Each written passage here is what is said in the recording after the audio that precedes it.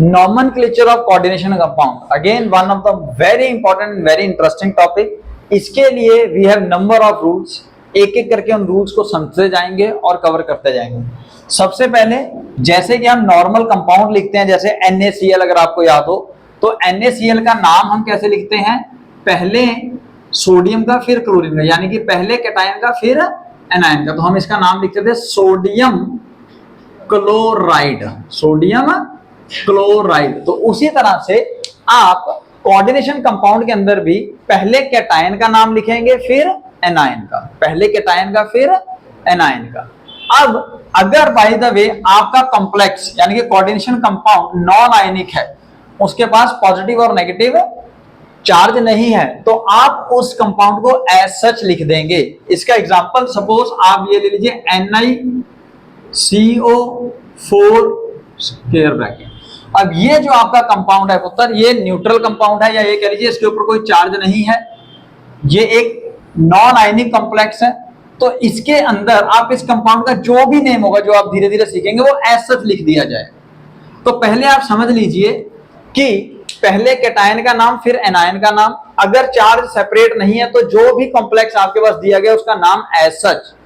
इसका नाम कैसे लिखेंगे, तो इसके अंदर आप सबसे पहले पढ़िए, अगर कोऑर्डिनेशन एंटाइटी का नेमिंग करनी है तब पहले नाम लिखा जाएगा लिगेंड का और उसके बाद मेटल एटम का, सेंट्रल मेटल एटम का। लेकिन जो लिगेंड्स के नेमिंग होंगे, अगर लिगेंड एक है फिर तो कोई दिक्कत नहीं, यहाँ पे कार्बोनिल है एक ही है। लेकिन अगर लिगेंड 2, 3 या 2 से ज्यादा होंगे तब आप उन लिगेंड्स का नाम अल्फाबेटिकल ऑर्डर में लिखेंगे, अल्फाबेटिकल ऑर्डर में। एक एग्जांपल देता हूं, सपोज आपके पास एक लिगेंड आ गया NH3, एक आ गया वाटर, ठीक है, या अभी वाटर का एग्जांपल बाद में, पहले क्लोरीन ले लीजिए, ठीक है। तो अब इसकी नेमिंग आप करते हो एमाइन से, AMMINE, अमाइन से, और इसका नेमिंग करते हो आप क्लोराइडो। जैसा ही आपको पता है अगर नेगेटिव लिगेंड होगा और वो नेगेटिव लिगेंड आइड से खत्म हो रहा हो तो ई रिमूव करेंगे और उसके पीछे ओ लगाएंगे तो आइडो बन जाएगा। ये आपको मैंने पहले भी बताया हुआ है। और अगर कोई नेगेटिव लिगेंड 8 वाला होगा, लाइक सल्फेट, ऑक्सलेट, तो उसमें से ई रिमूव होगा, अगेन ओ लगेगा, एटो बन जाएगा। और अगर कोई पॉजिटिव लिगेंड है तो वो एज सच IUM, हाइड्रोजीनियम, नाइट्रोसोनियम, ठीक है। और अगर न्यूट्रल लिगेंड है तो जो न्यूट्रल लिगेंड का नाम रखा गया है वो एज सच, जैसे अमोनिया एक न्यूट्रल लिगेंड है तो इसका नाम है अमाइन, AMMINE, अमाइन। और ये हो गया आपका क्लोराइडो, अगर एज अ लिगेंड ये यूज हो रहे हैं। तो अल्फाबेटिकल ऑर्डर में आप पहले देखेंगे जो फर्स्ट वर्ड है वो A और C में पहले कौन आ रहा है उत्तर A, तो आप यहां पे पहले अमाइन लिखेंगे फिर क्लोराइडो लिखेंगे, इररिस्पेक्टिव कि अगर bye the way ligands more than 1 हो। जैसे आपने पीछे कंपाउंड देखे हैं, जैसे यहां पे भी 4 हैं, ठीक है। आपने एक पीछे कंपाउंड देखा था जो CONH3 5Cl है, लेट्स सपोज, है ना। तो अब इसके अंदर 5 अमोनिया है और 1 क्लोरीन है। तो यहां पे आपने जो प्रीफिक्स यूज करना है before the name of a ligand, if the ligand is available more than 1 type. अगर सेम टाइप का लिगेंड भी एक से ज्यादा है तो आप यहाँ पे पेंटा लिखो ना, पेंटा अमाइन। तो अगर 2 है तो डाई, 3 है तो ट्राई, 4 है तो टेट्रा, 5 है तो पेंटा। अब यहां पे आपने नेमिंग करते समय अल्फाबेटिकल ऑर्डर में डायरेक्ट नेम देखना है, प्रीफिक्स को नहीं देखना। यानी कि इसके नेमिंग में आप पेंटा अमाइन लिखोगे पहले, P या C को कंपेयर नहीं करना पुत्र, आपने कंपेयर करना है A और C को। तो इन दैट केस यहां पे नाम आएगा पेंटा अमाइन, पेंटा अमाइन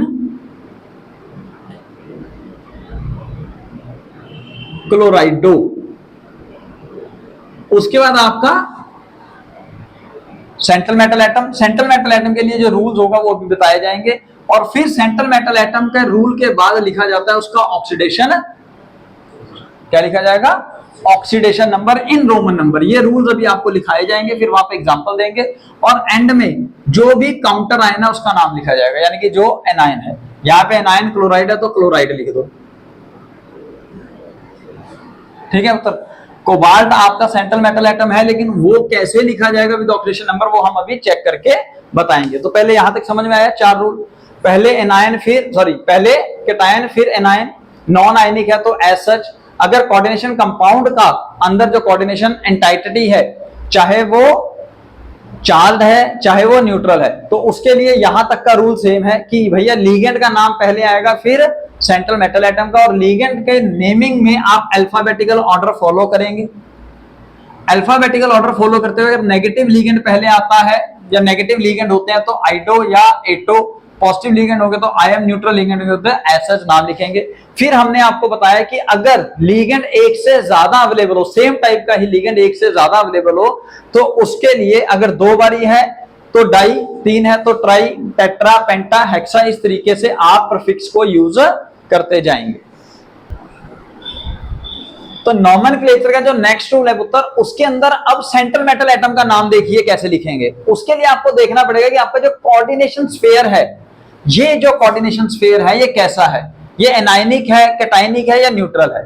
तो अगर ये न्यूट्रल या कैटायनिक है तब तो आप सेंट्रल मेटल एटम को एज सच लिखेंगे along with the oxidation number in the common bracket, इसको आप पैरेंथेसिस भी बोलते हो, as a Roman number. Roman number आप समझते हो ना, जैसे 1 2 है ना, ये रोमन नंबर है, 4 ये रोमन नंबर है पुत्र, ठीक है। ऑक्सीडेशन नंबर फाइंड करेंगे, आपको कैलकुलेट करना सिखाया हुआ है और उसको पैरेंथेसिस में डाल देंगे।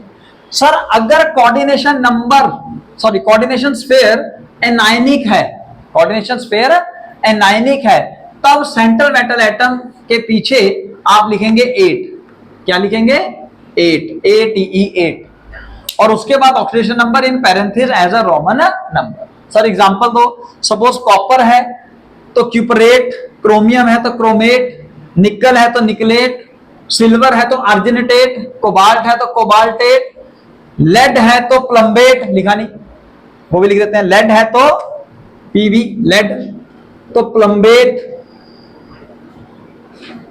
प्लेटिनियम है तो प्लेटिनेट, सिल्वर अर्जिनेटेट, गोल्ड है तो ओरेट, टिन है तो स्टेनेट, आयरन है तो फेरेट।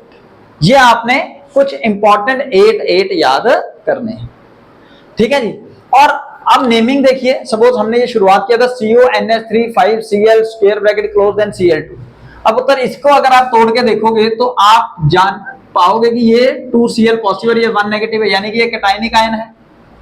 कैटायनिक आयन होने की वजह से अब इसके ऊपर एज सच वाला रूल ही लगना है। जैसे मैंने पहले शुरू किया था पेंटा अमाइन क्लोराइडो, तो आपका सेंट्रल मेटल एटम का असली नाम कोबाल्ट। इसका ऑक्सीडेशन नंबर अभी हम कैलकुलेट करके आते हैं पुत्र, वो आया था 3, कैसे x + 0 × 5 + -1 = +2, तो x - 1 + 2 x = +3, तो ऑक्सीडेशन नंबर आया +3, उसको आपने स्क्वायर ब्रैकेट में डाला और रोमन नंबर में लिख दिया, और एंड में आपने काउंटर आयन का नाम लिखा क्लोराइड। अब ध्यान रखिए काउंटर आयन के लिए डाई, ट्राई, टेट्रा नहीं यूज होगा, वो जो है उसको एज सच एक ही बार लिखा जाएगा। जो डाई, ट्राई, टेट्रा है वो लीगेंड्स के लिए यूज होगा अगर वो स्क्वायर ब्रैकेट के यानी कि कोऑर्डिनेशन स्फीयर के अंदर है। क्लियर हो गया पुत्र। अब एक हम न्यूट्रल वाला भी देख लें। न्यूट्रल वाला तो NiCO4 आपको बताया था, यहां पे लिखता हूं NiCO4, तो इसका नाम होगा पुत्र टेट्रा कार्बोनिल, टेट्रा कार्बोनिल। अब ये न्यूट्रल है तो एज सच निकल, और कोऑर्डिनेशन नंबर 4, लेकिन ऑक्सीडेशन नंबर क्या है 0।